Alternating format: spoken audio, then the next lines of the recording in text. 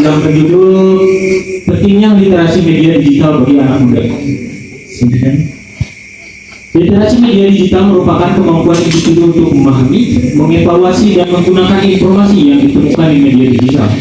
Kemampuan untuk hal ini ditujukan agar pemirsa sebagai konsumen media termasuk anak muda menjadi sadar tentang cara media dibuat dan diakses.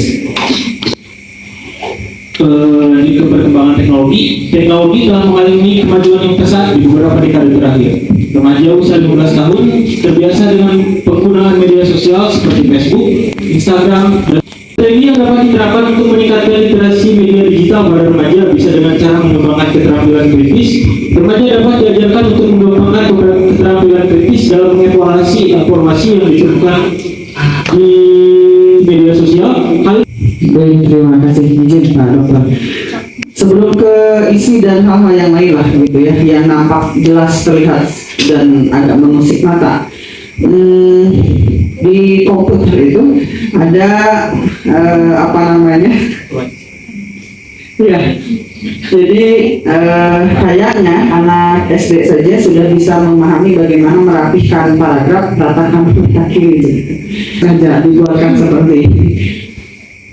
Ya, rasanya sebelum keisi sebagus apapun, ketika memang cara penulisannya terkesan sangat acak-acakan dalam tanda kutip begitu ya, menjadi kurang baik dan kemudian enggan mengekspor dan memperdalam isinya.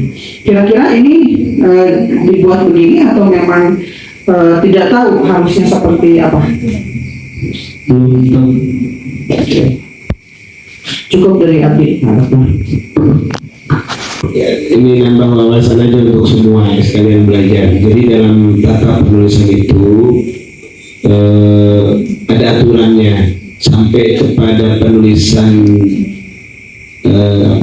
paragraf huruf pertamanya diketukan ke berapa itu ada aturannya gitu ya. Jadi tidak sembarangan kita menulis. Kalau istilah alinea baru itu di keberapa nggak ada rule-nya. Ya, termasuk misalnya ketika menulis istilah-istilah asing ada aturannya. Ya mungkin kalau mahasiswa semester 6, 7 itu pasti udah dapat lah.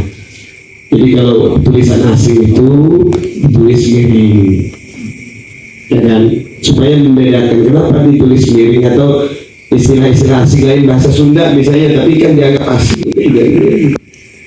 Kalau misalnya kita menulis pakai bahasa Indonesia, mungkin akan dilombakan. Sehingga yakin saya sebelum mengirimkan kepada dia itu mungkin dibaca lagi, direvisi lagi, direvisi lagi, sehingga ini adalah benar-benar final. No excuse ya. Tadi kalaupun misalnya ada yang lagi ini, oke, itu urusan lain. Tapi karena ini kompetisi tingkat kabupaten, tentu Anda yakin pada saat persiapan ini tidak main-main.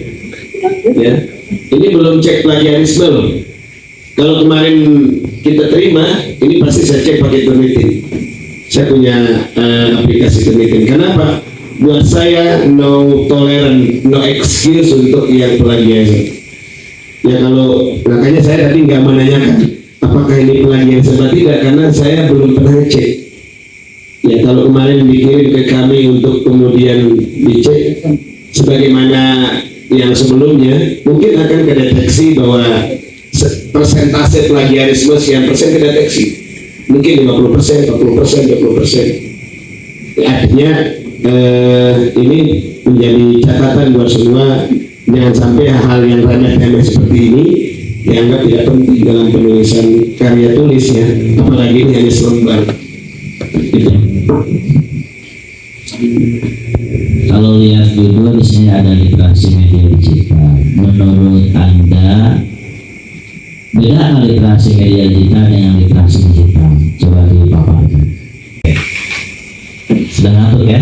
Kemudian yang kedua, di baris terakhir di sini ditampilkan salah satu cara meningkatkan literasi media digital adalah dengan mengembangkan keterampilan kritis. Itu baru satu. Bisa ditambah nggak, karena ini belum ada pendalaman kayaknya. Bisa ditambah, kira-kira apa lagi? Tadinya mau ditambah Pak, cuman kan maksimal penulisan esainya 500 kata. Iya. Ini sudah 500 500 lebih. Sudah lebih. Oke, ini sendiri atau ngambil dari yang lain? Itu kan sumbernya. Sumbernya ada Pak. Ini ya. Ya. Ini makin banyak kejahatan-kejahatan yang terjadi di dunia digital. Oleh karena itu, kita bangsa Indonesia perlu kecakapan yang mumpuni dalam literasi digital. Boleh next. Nah, saat ini dunia dari industri 1.0 sampai 4.0, apa bedanya? Assalamualaikum warahmatullahi wabarakatuh. Di sini saya akan mempresentasikan hasil karya saya yaitu esai yang dimana saya mengusung judul yaitu peran generasi muda dalam mengadopsi teknologi sebagai ruang asah literasi. Soal ini harus diimbangi dengan proses pemahaman yang diarahkan oleh para generasi muda. Bagaimana Anda merealisasikan program ini dan kira-kira kapan akan digelar? Terima kasih. Izin untuk menjawab, program yang akan direalisasikan secepatnya ini, mengapa saya memilih esai? Karena kita belajar dari sini bahwa penulisan esai dari para finalis Duta Baca ini masih belum memenuhi kriteria bagaimana cara menulis esai yang benar. Dan program ini akan segera saya laksanakan, yaitu dengan bantuan seseorang yang sudah mahir terhadap penulisan esai. Anda berani Dan tujuannya untuk apa? Agar para generasi Ini membuat poin presentasi itu jangan wordy, tahu wordy kan? Jadi semua yang diomongin itu ditulis. Kemudian ketika presentasi, bukan presentasi kalau kata saya. Tadi banyak saya temui, itu reading. Namanya presentasi itu adalah ada poin, walaupun mungkin Anda jelaskan sedikit penjelasan, tapi jangan dibaca. Jadi penjelasannya itu adalah from your own word, your ideas, kemudian mengalir. Tadi ada beberapa yang sudah seperti itu sih, tapi sebagian masih saya lihat membaca teks, kemudian kalimat presentasinya sampai penuh. Jangan sampai rumusnya begini, kalau alat presentasi seperti PowerPoint ini atau mungkin sejenisnya Canva dan lain-lain harus bisa diamati dari jarak yang katakanlah dari sini ke sana. Slide persepsi itu semua Anda tulis di situ, rumusan masalah 1, 2, 3, tujuan penelitian mungkin iya, tapi jangan dibaca. Kalau misalnya semuanya Anda tulis di PowerPoint kemudian baca kata pengujian, kalau lo baca masa juga bisa baca gitu. Nggak usah dibaca lagi sesuatu yang sudah ada di tangan penguji Anda, karena penguji bisa baca. Yang harusnya dijelaskan adalah apa maksud dari tulisan-tulisan itu. Penutup juga, karena memang yang akhir biasanya kalau lebihnya banyak, kalau kurangnya banyak.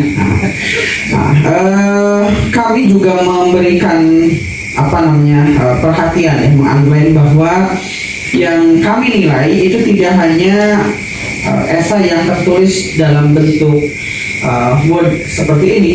Makanya ada presentasi, karena memang penilaian juga ada tampilan presentasi. Dan kenapa kemudian kalau kita berpikir ada Word, kemudian ada PowerPoint? Karena di PowerPoint itu tidak hanya kemudian aplikasi yang mencantumkan tulisan saja, tetapi juga ada visualnya, bahkan ada audionya yang kemudian lebih menarik. Saya ingin mencontohkan seperti ini. Ketika teman-teman melihat tulisan seperti ini, oke, dengan seperti ini, kira-kira lebih menarik yang mana? Begitu. Itulah juga yang kemudian kalian bisa mengoptimalkan PowerPoint itu. Kalau begini sudah saja dibuat misalnya. Nah, hal-hal yang begitu kemudian menjadi hal yang sangat krusial. Nah, dan pemanfaatan teknologi digital itu salah satunya adalah bagaimana kita memanfaatkan Word untuk apa, Excel untuk apa, PowerPoint untuk apa. Itu hal yang sederhana, tetapi adalah melek digital.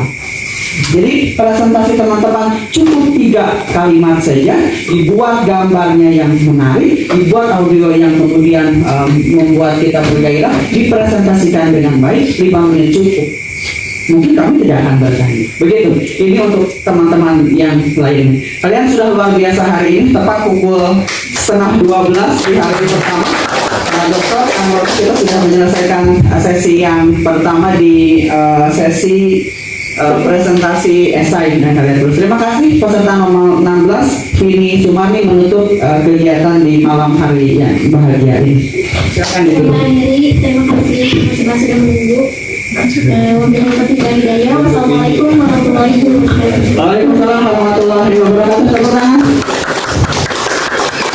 Baik, karena saya membuka dewan juri yang kemudian sudah sangat luar biasa fokus, walaupun banyak hal yang sedang dilakukan. Dokter juga tadi sedang Zoom meeting melakukan tugasnya dengan sangat baik. Kemudian teman-teman 16 finalis Duta Baca Kabupaten Sukabumi juga mempresentasikannya dengan baik. Hal-hal yang kurang, hal-hal yang sudah bagus ditambahkan, dipertahankan, yang kurangnya diperbaiki. Kami tadi apa yang disampaikan tidak bermaksud menjudge, tidak bermaksud menghakimi begitu atau menyalahkan secara mutlak, tetapi itu murni sebagai pembaharuan keilmuan dan perbaikan untuk kita betul-betul memiliki brand yang hebat sebagai seorang duta baca, yang salah satu kaidah dan syarat mutlaknya adalah yang bisa menulis, dan kita sudah punya pakarnya. Terima kasih teman-teman, sampai jumpa besok. Jangan lupa tugas dan yang lainnya, istirahat yang cukup karena hari kedua akan jauh lebih menantang. Terima kasih. Assalamualaikum warahmatullahi wabarakatuh.